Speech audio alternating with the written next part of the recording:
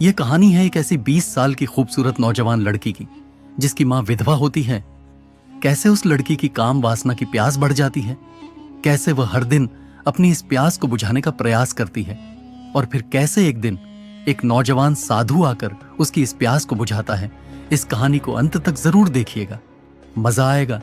नंदिनी एक 22 वर्षीय सुंदर युवती थी जो अपनी विधवा मां गौरी के साथ एक छोटे से गांव में रहती थी। पिता के गुजर जाने के बाद मां बेटी का जीवन संघर्षों से भरा हुआ था। नंदिनी की मां मेहनत मजदूरी करके घर चलाती थी, जबकि नंदिनी घर के काम संभालती थी। नंदिनी अब जवान हो चुकी थी। उसकी रूप रंग अद्भुत थी, गहरी काली आंखें, लहराते बाल और कोमल त्वचा। लेकिन उसके भीतर एक अनजानी आग जल रही थी जिसे वह खुद भी समझ नहीं पा रही थी। एक दिन गांव में एक युवा साधु महेश्वर का आगमन हुआ। वह तेजस्वी, शांत और प्रभावशाली व्यक्तित्व का था। गांव के पुराने शिव मंदिर में वह ठहरा था और भिक्षा मांगकर जीवन यापन करता था। एक दिन जब नंदिनी की मां खेतों में थी, साधु भिक्षा मांगते हुए उसके द्वार पर आया। नंदिनी ने दरवाजा खोला और जैसे ही उसकी नजर महेश्वर पर पड़ी, उसका दिल तेजी से धड़कने लगा। महेश्वर की गहरी आंखें और सौम्य मुस्कान नंदिनी के मन में हलचल मचा गई। उसने कांपते हाथों से भिक्षा दी, लेकिन उसकी नजरें बार बार सांप पर टिक जाती। साधु ने बिना किसी मोह के भिक्षा ली और चला गया, लेकिन नंदिनी का मन वहीं अटक गया था। उस रात नंदिनी ने पहली बार किसी पुरुष के बारे में इतना सोचा। उसका दिल बेचैन था और उसका शरीर अजीब सी हलचल महसूस कर रहा था। उसके अंदर एक अलग ही प्रेम की ज्वाला भक लगी। अगले दिन नंदिनी ने बहाना बनाया कि वह बीमार है और खेतों पर नहीं जा सकती। मां चली गई और नंदिनी मंदिर पहुंच गई। वहां उसने श्वर को पूजा करते हुए देखा। वह बस दूर खड़ी उसे देखती रही।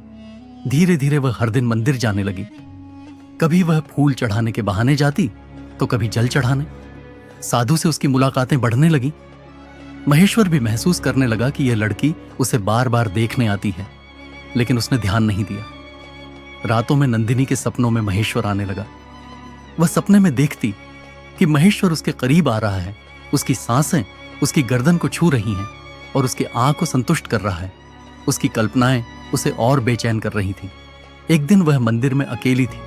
महेश्वर पूजा समाप्त कर रहा था। जैसे ही वह बाहर निकला, नंदिनी ने उसका रास्ता रोक लिया। महाशय, मैं आपसे कुछ कहना चाहती हूं, नंदिनी ने कांपते स्वर में कहा। कहो बेटी, महेश्वर ने शांत भाव से उत्तर दिया। मैं आपको चाहने लगी हूं। मेरा मन, मेरा तन, सब कुछ आपके लिए तड़पता है।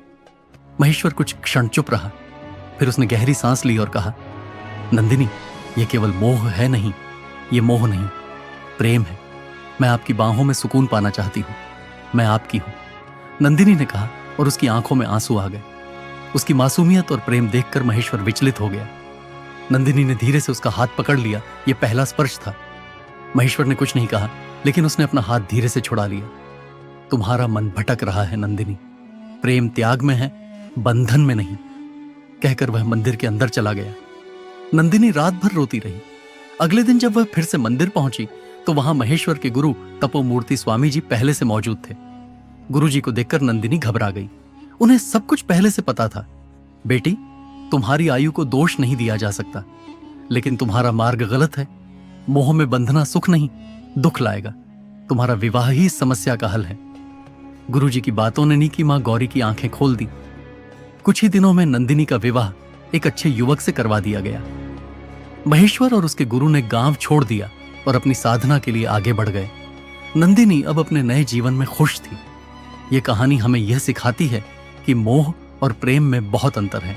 सच्चा प्रेम वही है जो आत्मा को शांति और उन्नति की ओर ले जाए।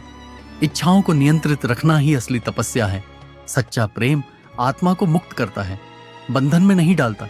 अब समय हो गया है आपसे इजाजत लेने का। आशा करता हूं कि आपसे अगली वीडियो में जरूर मुलाकात होगी।